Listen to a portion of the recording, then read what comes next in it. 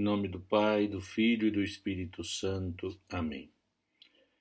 Vinde, Espírito Santo, amor do Pai e do Filho, enchei os corações dos vossos fiéis e acendei neles o fogo do vosso amor.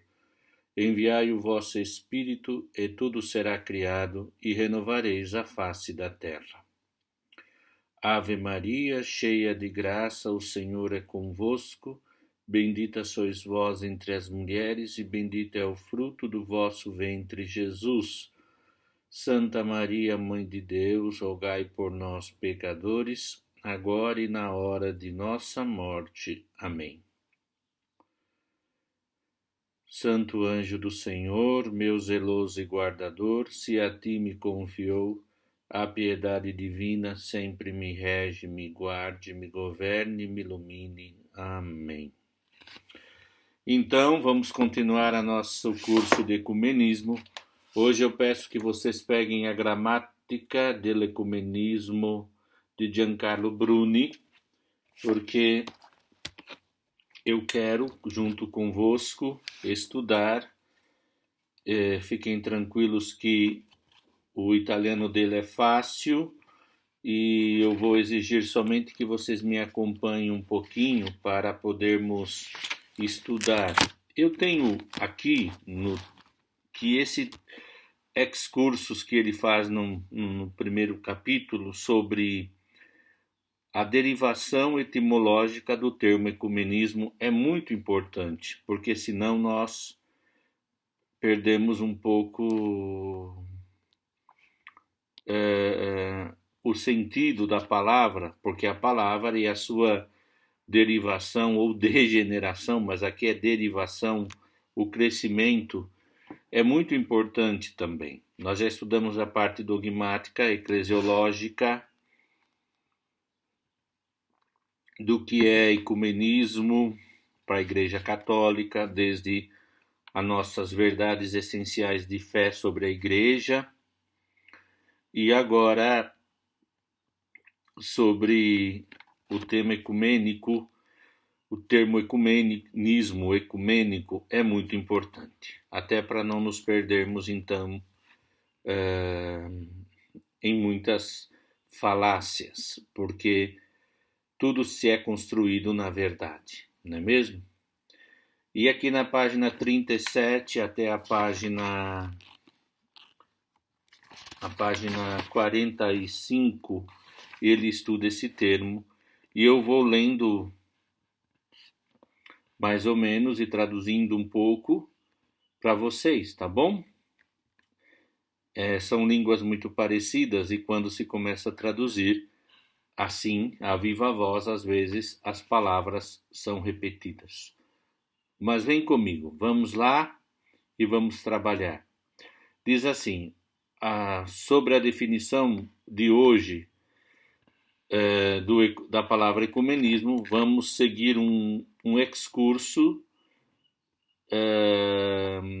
fazendo uma retrospectiva cultural do vocábulo ecumenismo,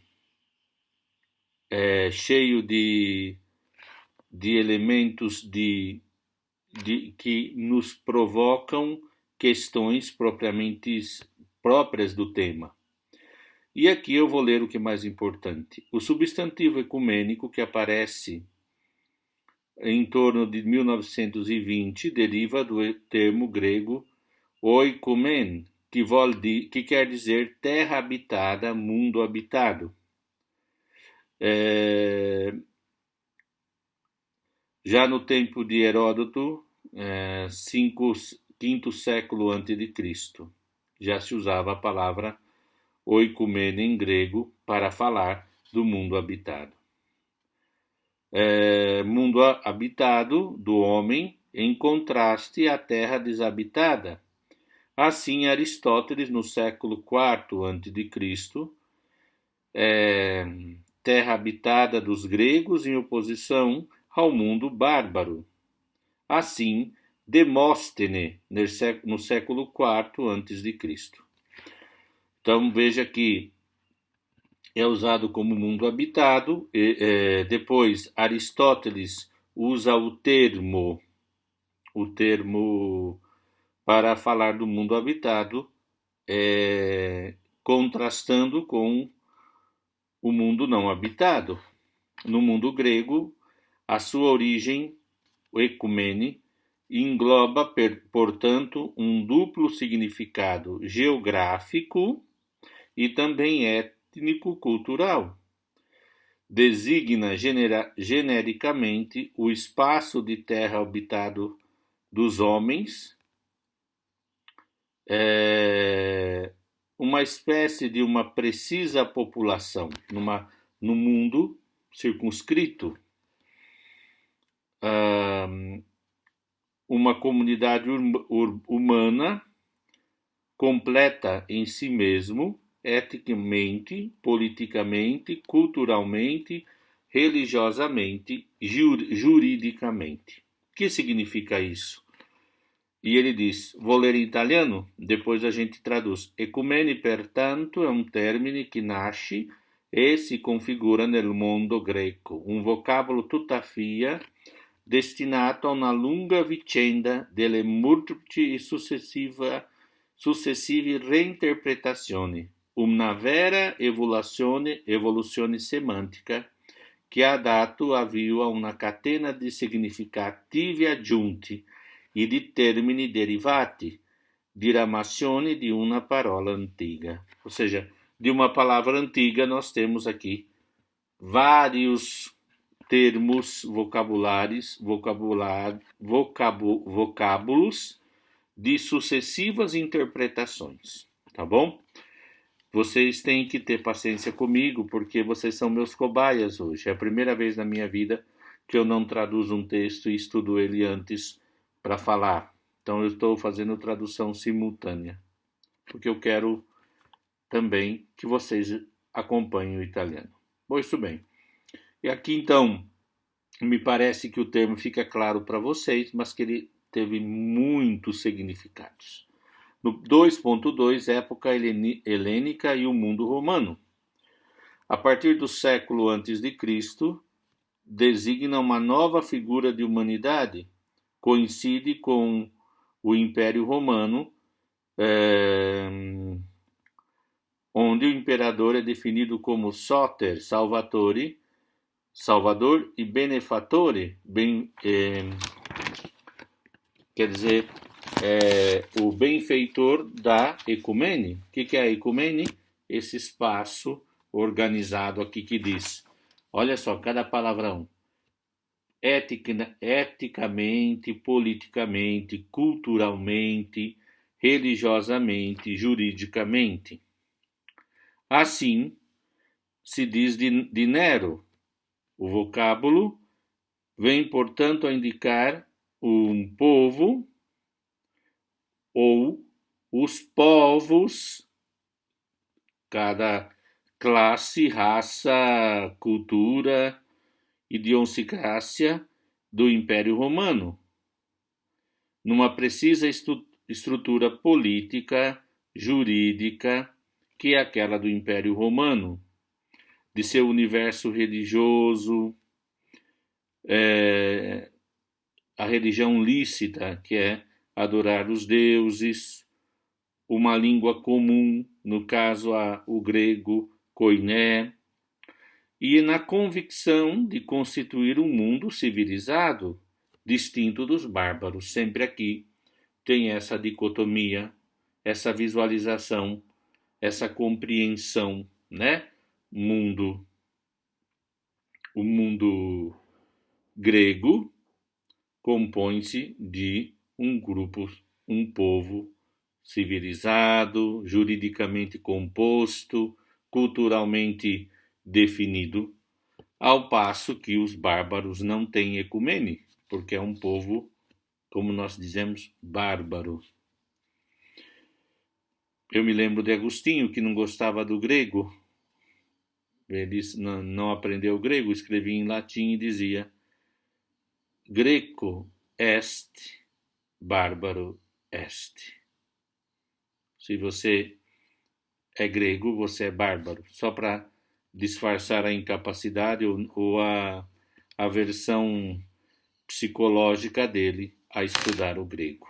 De todas as formas, é só uma piadinha.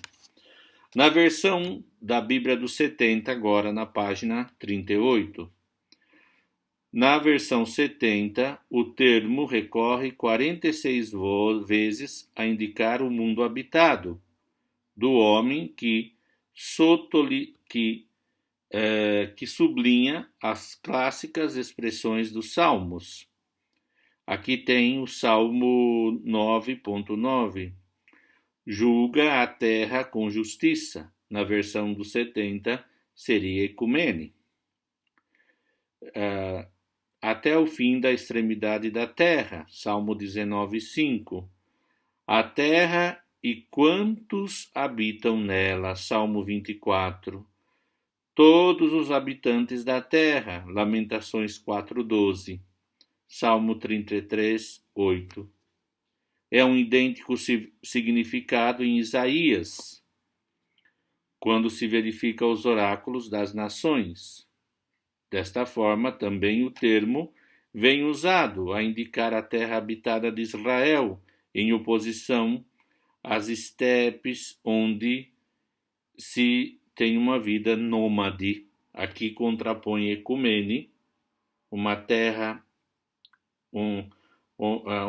a terra habitada de Israel, distante, contrário de uma composição nômade da terra. E Isaías 62.4 define em maneira singular a terra habitada. Isaías 62.4. Deve-se sublinhar o fato do uso que aqui a 70 usa de modo originário. Ecumene é oikumene em grego, que significa terra habitada. Veja bem que aqui não tem só uma conotação de civilização, mas também de habitação organizada, diferente do nomadismo, que significa viver de modo nômade, não fixando-se em cidades. Então é interessante como o termo vai criando o seu próprio elemento. Novo Testamento. Na literatura neotestamentária, ecumene aparece 15 vezes. Diz assim, Mateus 24:14. Enquanto o evangelho do reino será anunciado em toda a terra, aqui terra oikumene, perché ne sia, in italiano, resa testemunhança a tutte le genti, e allora depois virá o fim. Nesse texto de Mateus, ecumene há um significado geográfico, indica a terra habitada, designa todas as etnias vistas como espaço abertos para o anúncio de Cristo. Consequentemente, oikumene não coincide com l'eclésia, a palavra eclésia, ou seja, comunidade dos cristãos.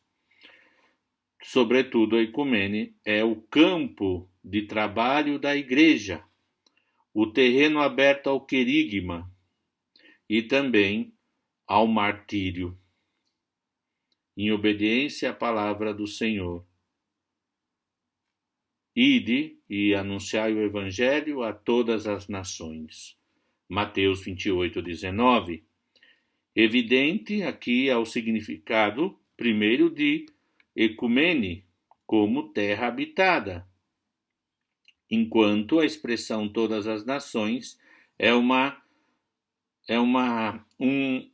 demonstração a sair do âmbito judeu-cristão para ir ao mundo afora. Então aqui também tem uma precisão do Giancarlo Bruni, que ecumene não significa eclésia. A palavra eclésia é igreja. Tem a composição de uma igreja apostólica que tem uma missão. Qual é a missionariedade da igreja? Anunciar o evangelho a todos os povos. Então aqui já temos os primeiros elementos. Depois na página 39, Lucas 2:1. Nesses dias, um decreto de César Augusto ordenou que se fizesse o recenseamento de toda a terra. Então quer dizer oikumene, ecumene. O Atos 17, do 6 ao 7. Também usa a palavra oikumene. Mas não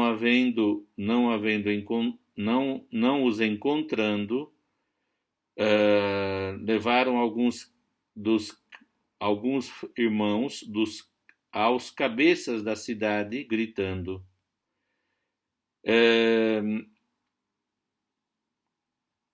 que tale aqueles que metem o mundo em agitação, que colocam o mundo em agitação. Esse mundo aqui é oikumene. Interessante que aqui não usa terra habitada, mas oikumene também significa mundo. É uma forma genérica de falar. Depois, Atos 19, 27, não somente que o perigo que a nossa categoria caia em descrédito, mas também que o santuário da grande deusa Artêmides não venha considerada nada e seja destruída a grandeza daquela que na Ásia e o mundo inteiro adoram. O mundo inteiro, oikomen. E depois Atos 24, 5. Temos descoberto que este homem é uma peste, fomenta contínuas revoltas entre todos os judeus que estão no mundo. Oikomen. Ele é o cabeça das seitas dos nazareus. Interessante, né? Então vamos aqui mais um pouquinho. Essa aula eu vou fazê-la em duas partes. Essa primeira parte bíblica, uns 20 minutos de aula, e a outra nós vamos falar um pouquinho sobre o mundo eclesiástico, tá bom? Então, aqui o autor bem analisa sistematicamente o termo.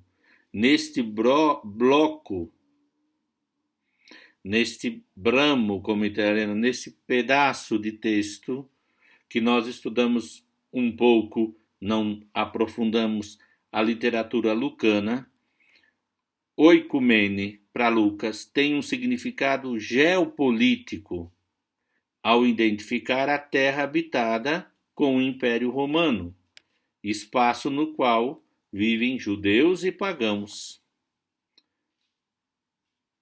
porque todos estão sob a autoridade imperial e estão sobre sistema de uma religião lícita que é dos ídolos, certo? Por isso, os cabeças não querem o anúncio de Jesus Messias, o Senhor, e se revoltam porque anunciar Jesus Cristo é como fazer um ato de ateísmo, negar os deuses do mundo greco-romano. E aqui, sem entrar no mérito da qual Paulo se defenderá, sobretudo no confronto dos judeus, é necessário sublinhar um novo singular aspecto. Qual que é? A predicação de Jesus Messias e do seu senhorio,